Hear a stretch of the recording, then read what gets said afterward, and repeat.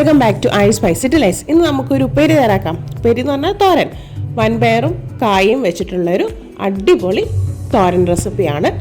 ചോറിൻ്റെ കൂടെയും കഞ്ഞീൻ്റെ കൂടെയൊക്കെ ഒരു അടിപൊളി കോമ്പയാണ്. അപ്പോൾ നമുക്ക് ഉണ്ടാക്കിയാലോ.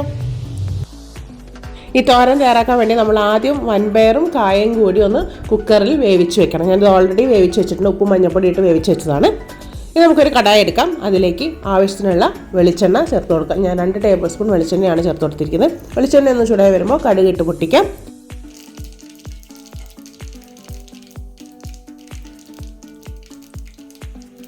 കടുകൊന്ന് പൊട്ടി വരുമ്പോൾ അതിലേക്ക് ആവശ്യത്തിലേറെ കറിവേപ്പില ചേർത്ത് കൊടുക്കാം. പിന്നെ കുറച്ച് വെളുത്തുള്ളി ചതച്ചതും കൂടി ചേർത്ത് കൊടുക്കുന്നുണ്ട്. എന്നിട്ട് അതൊന്ന് മൂപ്പിച്ചെടുക്കാം. ഇനി ഇതിലേക്ക് 5-6 ചെറിയ ഉള്ളിയും 2 പച്ചമുളകും കൂടി ചതച്ചത് ചേർത്ത് കൊടുക്കാം.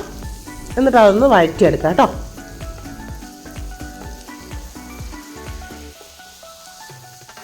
എല്ലാം ഒന്ന് സോഫ്റ്റ് ആയതിനു ശേഷം ഇതിലേക്ക് 1/2 ടീസ്പൂൺ മഞ്ഞൾപ്പൊടി, 1 ടീസ്പൂൺ ചില്ലി ഫ്ലേക്സും കൂടി ചേർത്ത് പച്ചമണം മാറുന്ന വരെ ഒന്ന് മൂപ്പിച്ചെടുക്കാം.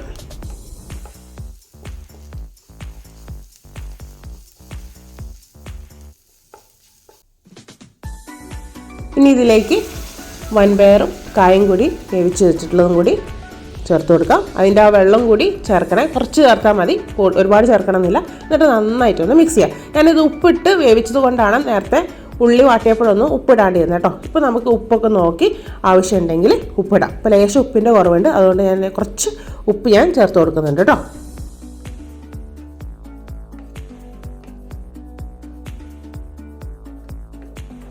ഇതിൻ്റെ വെള്ളമൊക്കെ ഒന്ന് വറ്റി വരട്ടെ കേട്ടോ, ഗ്രേവിയൊക്കെ ഒന്ന് വറ്റി വരട്ടെ. ഇനി നമുക്ക് 1/2 കപ്പ് തേങ്ങ ചിരകിയതും കൂടി ചേർത്ത് കൊടുത്ത് നന്നായിട്ടൊന്ന് മിക്സ് ചെയ്യാം. കണ്ടോ, ഇത്രയേ ഉള്ളൂ, നമ്മുടെ വൻപയർ കായ തോരൻ ഇവിടെ റെഡി. അപ്പോൾ പെട്ടെന്ന് തയ്യാറാക്കാൻ പറ്റിയ ഒരു അടിപൊളി റെസിപ്പിയാണ് കേട്ടോ. അപ്പോൾ ഇതെന്തായാലും ട്രൈ ചെയ്ത് നോക്കണം. സംഭവം ചോറിൻ്റെ കൂടിയും കഞ്ഞിയുടെ കൂടെ പിന്നെ പറയണ്ട, കഞ്ഞിയും കുറച്ച് കഞ്ഞിയും ഈ വൻപയറും കായും കൂടിയിട്ടുള്ള തോരനും ചുട്ട ചമ്മന്തിയും പപ്പടവും ഉണ്ടെങ്കിൽ പിന്നെ വേറെ ഒന്നും വേണ്ട, മതി. ഇത് നമുക്ക് ചോറിൻ്റെ കൂടിയും അതേപോലെ ചപ്പാത്തിയുടെ കൂടെയൊക്കെ നല്ലൊരു കോംബോ തന്നെയാണ്. അപ്പോൾ ഇതെന്തായാലും ട്രൈ ചെയ്ത് നോക്കാം. ട്രൈ ചെയ്താൽ മാത്രം പോരാ, നിങ്ങളുടെ ഫീഡ്ബാക്ക് കമൻസിലൂടെ പറയണം കേട്ടോ. അപ്പോൾ വീഡിയോ ഇഷ്ടമായി ലൈക്ക് ചെയ്യുക, അതുപോലെ മാക്സിമം ഷെയർ ചെയ്ത് കൊടുക്കുക. ചാനൽ ആദ്യമായി കാണുന്നവരാണെങ്കിൽ ഇതുപോലത്തെ ഈസി പീസി റെസിപ്പികൾ കിട്ടാൻ വേണ്ടി എൻ്റെ ചാനൽ ഒന്ന് സബ്സ്ക്രൈബ് ചെയ്ത് വെച്ചോളൂ. കൂടെ തന്നെ ബെൽ ബട്ടൺ കൂടി എനേബിൾ ചെയ്ത് വെച്ച് ഞാൻ ഇടുന്ന വീഡിയോസിൻ്റെ നോട്ടിഫിക്കേഷൻ നിങ്ങൾക്ക് കിട്ടുന്നതാണ്.